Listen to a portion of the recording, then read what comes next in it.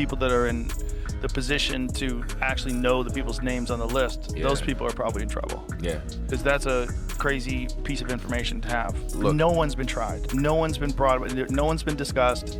We know who went there. We know flight logs. No one talks about anything. There's no effort to prosecute. Even in death, the secrets of Jeffrey Epstein remain tightly guarded. But earlier this year, I spearheaded a Wired investigation that uncovered the data of almost 200 mobile phones belonging to visitors to his infamous peddling. The data was so precise, we were able to map the paths of these visitors to within centimeters, including their neighborhoods, buildings of origins, and the paths they took to get to the island. The Ellen situation. Yeah. You know, people found out that Ellen was mean, and all these people came out and said, Ellen's actually a bitch. And everybody, I can't believe it. And she lost everything. She fell apart, disappeared, because people found out that this character that she was portraying in a half an hour on a television show is not really who she was. My buddy Greg, who was one of her writers, was like, she's a piece. He was like, she's a monster. For years, people have been asking the same question: what exactly was Jeffrey Epstein hiding? According to long-running rumors, starting around 2003, Epstein rented storage units across Florida and allegedly packed them with evidence connected to his crimes. Now, an inventory from one of those units has surfaced, and it appears to confirm what investigators suspected for a long time. Inside were training manuals, explicit photographs of victims, and 3 computers reportedly cloned by the FBI, even though the original devices were never recovered. Since millions of Epstein-related files were released, social media has exploded with disturbing theories. One of the biggest viral claims alleges that Ellen DeGeneres acted as Epstein's madam for years. The accusations are shocking and have racked up millions of views. But there's a major issue. Some people who say they've seen the actual evidence insist it's completely fake, while others claim the material is real and that someone has intentionally spread misinformation to distract from the more damaging evidence buried inside the files. So today, we're separating fact from fiction. We're looking at what was reportedly found in Epstein's secret storage units, and we're asking the question everyone keeps circling back to: is Ellen really implicated in those files? And if so, who would want that connection buried? You know where that is too, right? It's a similar image to that, right? No. I know Jamie does. What is it? It's on the set of a famous talk show that's now not on anymore. Oh, Ellen? Was that Ellen? Yeah. Really? The Epstein files have triggered something few people expected. Old moments that millions once watched without thinking twice are now being viewed through a much darker lens. And one of the names getting pulled into that conversation is Ellen DeGeneres. When Donald Trump said he would release the Epstein files, Ellen reportedly left the country. She and her wife, Portia de Rossi, moved to the English countryside, buying a farmhouse and saying they wanted distance from the political climate. DeGeneres and Portia de Rossi moved to England after Trump election win. Ellen and Portia have settled into a new home in the Cotswolds, a region in southwest England about 2 hours from London. We're told that the couple scooped up the place before the election, but were very disillusioned with Trump's victory, and as one source put it, they immediately decided to quote-unquote get the hell out. Still, the timing got people talking. Epstein's scandal has deep ties to the UK, from Prince Andrew to London's elite social circles and the trafficking network that stretched across both sides of the Atlantic. So when Ellen suddenly ended up living right in the middle of that world, people noticed. Then, just 14 months later, she bought a $27 million mansion in Montecito, California. Sources say she's now splitting time between the UK and the US. But for people watching closely, the same questions remain: why leave so abruptly? And why return so quietly? Around that same time, old clips of Justin Bieber on Ellen's show started making the rounds again. For years, there have been rumors online alleging that Ellen acted as a connector for wealthy and influential people. Back then, before Epstein, related content started dominating social media, most people never linked those rumors to anything larger. That was also the period when Bieber and Ellen were frequently crossing paths. At the time, his appearances on her show looked harmless enough, just a teenage superstar joking around with a beloved daytime host. But now, people are re-watching those clips differently. They say they see discomfort in his body language, and they say some of the questions land in a way that feels unsettling. Then the speculation intensified even more. Claims began circulating that federal agents had opened long-hidden Epstein safes stored in secret warehouses, and that newly surfaced emails somehow tied Ellen DeGeneres to powerful figures as a madam. Those alleged emails also claim she helped facilitate Justin Bieber's introduction to members of the British royal family in exchange for a home in the UK. One supposed message even pushed the bizarre idea that Ellen's real reason for being in Britain was because she could be the king's hidden daughter, fueling rumors that the UK was her true home all along. There is no verified evidence supporting those claims, but they spread fast. What added even more fuel was the fact that Ellen's show played a major role in Bieber's early public image at the exact same time. He was also spending time around Diddy, and Diddy, of course, is now facing some of the most disturbing allegations Hollywood has seen in years. According to insiders, Bieber has been deeply unsettled by what he's been learning. One source told Us Weekly that he has been struggling mentally as these revelations continue to unfold. Conversations about party timing, after parties, and who knew what and when are all resurfacing. The celebrity world connecting Ellen, Epstein, Diddy, Bieber, and many others is now under serious scrutiny. But here's the key point: Ellen has not been charged with anything.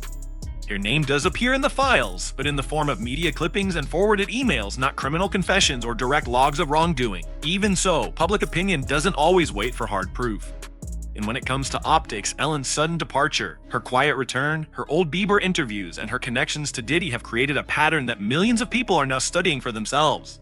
As of a few weeks ago, Ellen DeGeneres is back living in Montecito, California, a place known for its gated estates, trimmed hedges, and wealthy residents hidden behind security systems and privacy walls. Her neighbors reportedly include Oprah Winfrey, Prince Harry, and Meghan Markle.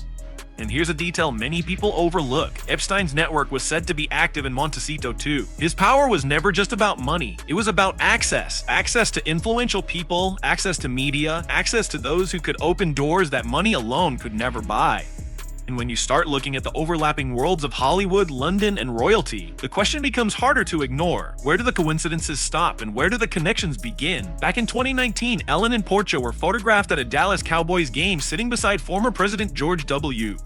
Bush and his wife. The photo went viral. Some liberals were confused, some conservatives were fascinated, and Ellen responded directly. She said she is friends with many people who do not share her beliefs and encourage kindness across political differences. That message of kindness, of friendship across divides, was central to her public image. It was the brand. But in the wake of everything that has happened since, some people have pointed out the irony. Some of the people in those circles, after all, have later become convicted criminals. Then in August 2025, former writer Greg Fitzsimmons publicly described a very different version of Ellen, calling her harsh and difficult to work with, and recalling psychological tactics he says she used inside the writer's room. I was a producer on the Ellen DeGeneres show, won 4 Emmys, and would give them all back to have that time in my life. I had an NDA where I couldn't talk about her. And then now that she fled to England, which to me, like, the deportation thing is starting out on the right foot. And I think she wanted to move to a country, England, where being called the C word is kind of like a good thing. Oh yeah, because you kind of blend in a little bit. Yeah. It's not as harsh. Yeah. I was a producer on the Ellen DeGeneres show. I won 4 Emmys, and honestly, I'd give them all back just to erase that period of my life. He joked that he had been under an ENDA and couldn't speak openly about her before, then mocked her move to England in a way that got laughs from the audience. The comments painted a much colder picture than the warm, generous image Ellen sold to the public for years. It stands in sharp contrast to the "be kind" mantra that became her signature. The Epstein files have also dragged in some of Ellen's high-profile associates, including Bill and Hillary Clinton, although neither has been formally accused of crimes related to Epstein. Bill Clinton testified before Congress, denying that he knew about Epstein's criminal conduct. He acknowledged flying on Epstein's plane, but said the trips were for humanitarian work and insisted he cut off contact before the scandal became public. Hillary Clinton denied knowing Epstein personally, though some files reportedly suggest otherwise. During her deposition, tensions reportedly rose, photos emerged of her testifying, and then she abruptly left in anger. Did you see the Ellen DeGeneres set on her show was the same set as the Epstein Island? Check it. Bro, look at it. Bro, the set. What was going on? Bro, it's crazy, bro. So is Moana taking place on Epstein Island? Bro, I don't know, bro. What's Sebastian and Ariel on Epstein Island? When you get a moment, go online and look at her set and look at the temple in the Epstein Island. They look the same. Oprah's name's outside now. Yeah, about some school in Africa. Ellen DeGeneres just moved to England last year, and apparently she's escaped because started popping off. Now let's be completely clear before going any further. Ellen DeGeneres has not been charged with any crime connected to Jeffrey Epstein. There is no evidence placing her in trafficking, no witness testimony putting her at illegal events, and no document in the millions of released pages that identifies her as a participant in criminal activity. But at the same time, public trust in elite media and social circles is collapsing much faster than fact. Checkers can keep up, while social media has turned into a breeding ground for extreme speculation. Wild and graphic accusations, including bizarre cannibalism claims tied to Hollywood's elite Epstein circle, have spread across the internet by the millions. None of those allegations are proven, but they reveal something deeper. A public that has watched powerful people escape consequences for decades, and now sees sinister intent in every shadow. Even seemingly harmless moments are being reinterpreted. Take the Oscars clip where Ellen handed pizza to celebrities in the crowd. At the time, it was a goofy and memorable joke. Now, some conspiracy theorists have tried to connect it to the long-debunked Pizzagate theory, which still lingers in darker corners of the internet. What if in 2014 at the Oscars, they did a live auction for young people right in front of our noses, and all we did was laugh? Listen to this, and if you know, you know.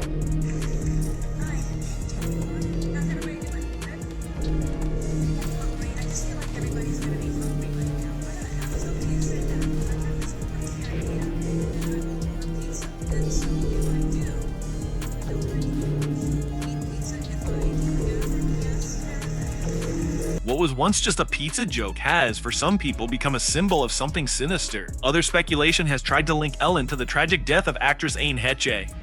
Those claims are unsubstantiated, but in a climate where every celebrity death tied even loosely to powerful names is treated as suspicious, the whispers continue. Then there's the royal angle. Viral posts have joked about Ellen having royal blood, pointing to distant genealogical links to Kate Middleton and Queen Elizabeth through historical figures dating back to the 1400s and King Edward II. These are incredibly remote family tree connections, the kind that could apply to millions of people with European ancestry. But in the internet's rumor machine, even trivia can become evidence. So what should we actually make of all this? The royal link is genealogy trivia. The pizza was just pizza.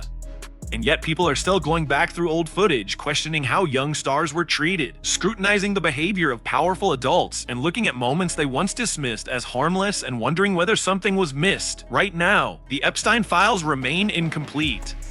They are heavily redacted, partially censored, and deeply unsatisfying to many people. Names are blacked out, major questions remain unanswered, and the public has filled those gaps with everything from legitimate concern to full-blown conspiracy. What we do know is this: powerful people overlapped with Epstein. Some were on his plane, some attended his parties, some appeared in his emails. Others may not be tied directly at all, but their names have still been pulled into the storm. Ellen DeGeneres moved to the UK and the timing raised eyebrows. She came back to the US and that raised more. But moving overseas is not a crime, buying a farmhouse is not proof, and living in the English countryside does not make someone the king's secret daughter. Even so, the broader questions are real.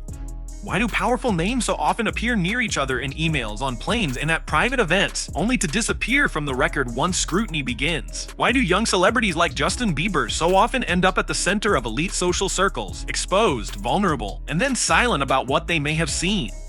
Why is transparency always so hard to get when media, royalty, wealth, and government overlap? And why does every attempt to uncover the truth seem to create more smoke than clarity? These questions go far beyond Ellen DeGeneres.